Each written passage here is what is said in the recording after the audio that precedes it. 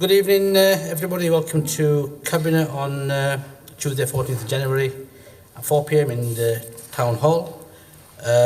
Membership of the Cabinet, we've got a full complement of Cabinet members. No apologies to record. Item 2, minutes of previous meeting, are they a current record? Thank you. If you have any interest, please declare them on the form that's attached and give them to Andrea at the end of the meeting.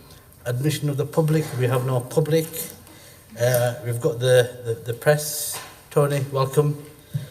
I'm sure he'll like it in his usual fashion. You had a good coverage. Item 5, deputations and petitions. We have no deputations and petitions, no public question time. Item 8, capital scheme, cherry trees, respite. Councillor Muskan. Over to you. Thank you. The purpose of this report is to seek approval to proceed with the cherry tree respite capital scheme of £735,000 from the Adult Social Capital Programme. Cherry Trees, it's an 8-bedded learning disabilities respite unit in Shapley. The investment will ensure the building is fit for purpose for the ever-changing needs of current and future service users. Commissioning intelligence tells us that over the coming years, young people entering adulthood, there will be growth in those with more complex needs, and this will continue into future years. Respite services for adults with learning disabilities with profound and multiple complex health and nursing needs is a recognised gap in the market, and Cherry Trees is vital to support and meet these needs. These improvements are invaluable to the 66 families that currently use these respite facilities, and the investment will benefit countless more families in the future. During the building works, the service will relocate to an alternative premises in Hetmondwike, and this has been agreed with staff, unions, carers and families.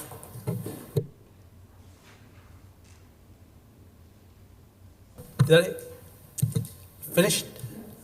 Seconded? Right.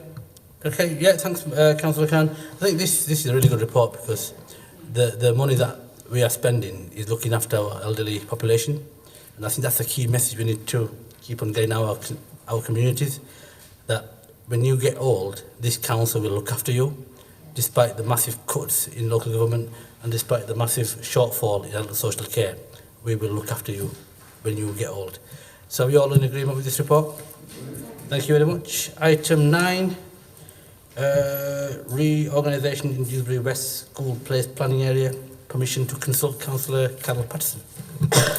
Thank you. This is just a report asking for approval to undertake a statutory consultation process with a view to reorganising the school places in Dewsbury West. This has been led by the schools. Currently, St John's Infant School is only a Key Stage 1 school. Westmoor Primary School is Key Stage 1 and 2.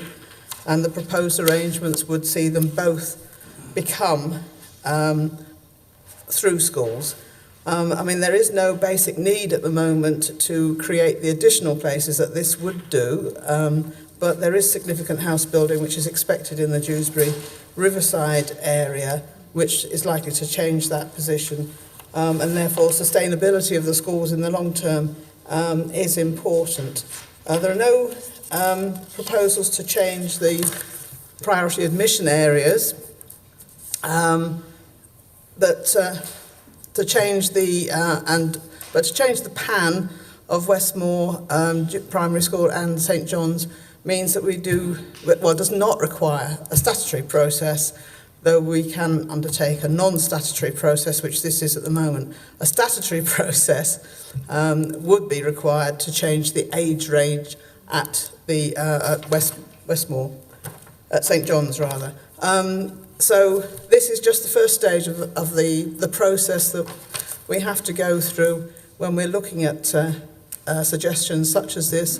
So this is a 4-week non-statutory consultation period, which will lead to a further 4-week statutory consultation process on the assumption that we approve this paper today.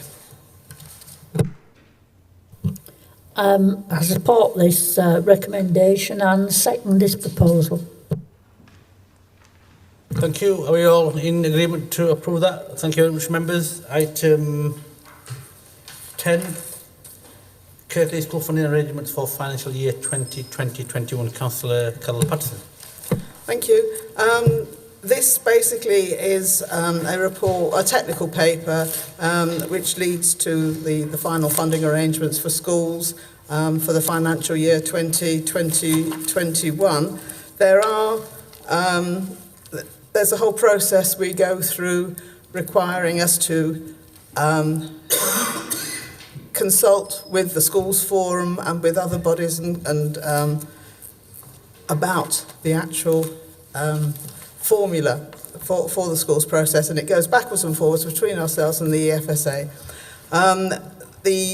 What we're looking at the moment is the dedicated schools grant, which is actually separated into 4 different blocks, which are the central schools services blocks, the actual schools block for pupil growth and falling roll or falling rolls, depending on which it is, early years funding, and the high needs funding block. As I say, it's really a technical paper. It's the actual funding that each school gets, we won't know until later, but this calculation needs to go back to the DFE before the 21st of April, and it is required that we approve that. Thank you, Chair. I second this proposal, the recommendations, to support the officer recommendations as listed at 7, and to particularly thank the Schools Forum members for their work. Thank you very much. Are we all in agreement with that report? Thank you, members. Item 11, interim affordable housing policy. Councillor Peter McBride. Yeah, thank you, Chair. This is a policy document about interim affordable housing policy. Necessary because although the basis of our policy is in the local plan, where we insisted that 20% of all development, all housing should be affordable on major sites. Subsequently, the government has legislated to say 10% should be affordable for sale on larger sites. Now, that policy reflected now in an updated national planning guidance has got to be reflected in our overall policy. We have in this a statement to explain how we need not apply that to the letter simply because of the values of properties in Kirklees and average incomes, and therefore the policy has got to reflect a proportion of that 10% within the 20%. It will be less than 10, but as a reflection of those very localised factors, and the document, the detail, will explain exactly how this is going to be done, and it's got to be particularly known to developers so they know exactly what they're dealing with. So this is an interim document. Sometime up the line we will have a supplementary planning document, but for the moment that's a holding position to reflect the legislation. Are we all in agreement to approve this report? Thank you, members. Item 12, Enhanced Lettable Standard Pilot 2020. Councillor Cathy Scott. Thank you, Chair. The report comes before Cabinet to support the Enhanced Lettable Standard and Home Starter Fund. This is a pilot that Kirklees Neighbourhood Housing proposed to deliver on behalf of the Council from January 2020 to December 2020. This is obviously subject to Cabinet's approval today. This will contribute to the partnership work and the best starts, and linking this to Kirklees Housing Strategy 2018 to 2023, which states access to a good home is vitally important for people, contributing to their health, their well-being, their economic prosperity, security and aspirations. By introducing this enhanced standard, it will support the most vulnerable and provide them with the best chance to sustain their tenancies. The groups have been highlighted in this report, and I'll just give you a snapshot. This is for supporting care leavers, domestic violence, people that could be leaving refugees. It's also tenants moving on from council temporary accommodation, And it's also about retirement living schemes when people are downsizing and moving on, they're freeing up new properties for us. There is flexibility to add groups should they arise within this. There's also a home starter fund, which is another good news story, because we find that within the first couple of months tenancies fail because people are unable to sustain it because they don't have the furniture and the needs. This will be £2,000. However, this will be under a criteria and be assessed. Some people, homeless people will be entitled to it, but not actually everybody. But the criteria are set down on page 105. So I hope Cabinet will support this report. It's a good news story, and particularly my colleagues, Councillor Kendrick and Councillor Turner, we've worked tirelessly on trying to get something, and Councillor Rob also that's here, Walker. We've worked tirelessly on our poverty group, looking at ways of how we can support people, and at least we've got an opportunity now to focus on something positive. I'm really delighted to second. Are other colleagues wanting to? Okay, I'm delighted to be in Cabinet whilst this report is being recommended for approval. I think it's just a fantastic initiative. It is what we're able to do for our vulnerable residents. The ability to have a place that's going to be have the enhanced lettable standards, the cash to be able to make it a home, I think is a truly amazing thing, and I think it will definitely be appreciated by the groups that we're trying to target. Councillor Kendrick. Thank you, Chair. I just wanted to say a really big thank you to K&H for taking on board some of the issues that we raised at a Tackling Poverty group. And it is so sad when you see somebody who has perhaps a lot of challenges in life to get a tenancy and for it to fail within weeks or months. Really, it makes their vulnerability even greater. And it also supports us helping people release properties, because we never have enough for the number on the waiting list. So I absolutely and fully support this. Thank you. Graham, did you have your hand up? No. Councillor Khan. These schemes will give the most vulnerable people in society a good start, and it goes somewhere in meeting a gap that was left when the community care grants were abolished in 2013. Yeah, thanks for your contributions. Just a few words from me.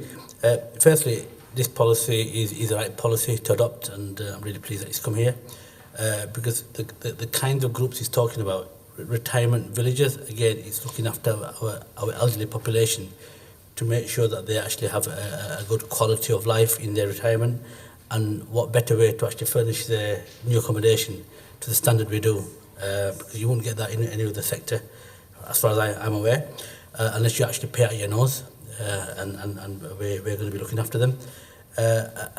Downsizing, we know many elderly tenants who actually have contributed to Kirklees, the local economy, and they don't want to move, but one of the things that stops them moving is that upheaval. And when we actually furnish their properties and actually make it easier for them, and to actually put that pride back in to the amount of contributions they made, this again shows that we're actually looking after our most vulnerable, not just that, but it's looking after our elderly and making a transition that is going to be positive to them. Care leavers, for a number of years we've actually prioritised care leavers. These are our children who've grown up in our communities in Kirklees, and we're actually helping them to actually settle into a new accommodation. So again, that's really, really positive. And domestic violence, again, it's traumatic, anybody who goes through that domestic violence phase. And again, these are our citizens who live in Kirklees, and it's really, really positive that we actually invested in our communities. So I fully support the recommendations that have been made. So are you all okay to agree with that? Thank you very much. Item 13, housing revenue account, rent and service charge setting and key housing challenges.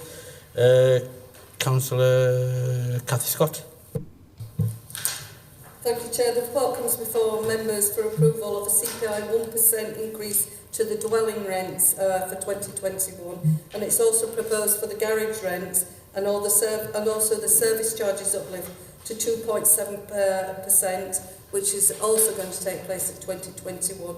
I'll just mention that whilst it says CPI plus 1%, for viewers out there, we're talking about a 2.7% rise in the rents. So this is it for intensive, we'll be looking at exceptional extra care services, intensive housing management, which is proposed an annual uplift of 2%, and also the extra care services and nighttime security. This is a proposed annual uplift of a CPI of CPI plus 1%. The report proposes to continue to charge a target rent for all new properties and new tenants. So there is an expectation that the 1% reduction in the 4-year that we had from 2016 to 2020, well, that's now ended. It's come to an end and the government's not supporting us anymore. So we have to increase it. We're having to increase this rent by 2.7%. We've lost a rental income because of this reduction, but because we've been prudent as an administration, we've recouped some of it through the MTFP, but we haven't got it all back. So just to give you an idea of how much we did lose out on, that was 24 million point 3. So that's just an idea. The HRA, I need to explain to people out there viewing, the HRA is ring-fence money. It has to be specifically spent on things. So it's about areas where it can be spent on. So it's to service the HRA debt. It's to maintain all our current stock levels to decency standards over a long-term period. And that period is a 30-year period because we do our forecasting and business plan. It's about high-quality housing management and housing repair services. And it's about exploring the opportunities that are on the horizon now for a strategic investment in new build. And these are new things which will be coming on to the council. So I'm asking council to cabinet today to endorse this rent revision now, and I hope you will support it. Second this report. Thank you. Any other cabinet members want to make any comments? Just a few highlights, just to reinforce that the rent restructuring that took place in 2016, which meant that we were capped in terms of what we could raise our rents by, that has meant a cumulative impact of 24.3 million quid. So that's actually gone from our account. But at the same time, pressures on our HRA, on our finances have been built up. Post-Grenfell, sad story that took place in London because of complete lack of guidance nationally. The Hackett Review had actually highlighted some of these shortfalls. So that means that we actually have to do more to comply, more to comply in terms of fire regulations, more to comply in terms of asbestos regulations and safety and electrical testing. But we will keep on doing that. You know, we are still committed to doing that. So thanks for that comprehensive report, Cathy, and thanks to the sterling work that K&H carry on doing. So are we all okay to agree that report? Thank you, members. Item 14, calculation of tax base 2021, Councillor Turner. Chair, this is the annual calculation for the council tax base, which allows us to set a budget for the coming year, and as such, there's no discussion on it because it is simply calculation. So, Chair, I ask Cabinet that the 2021 council tax base for the whole of the Kirklees area and the council tax bases for the 5 parish and town council areas be referred to the meeting of council on 15th of January 2020 with a recommendation of approval. I second that. Are we all okay to agree that report? Thank you, members. End of meeting. Thank you very much.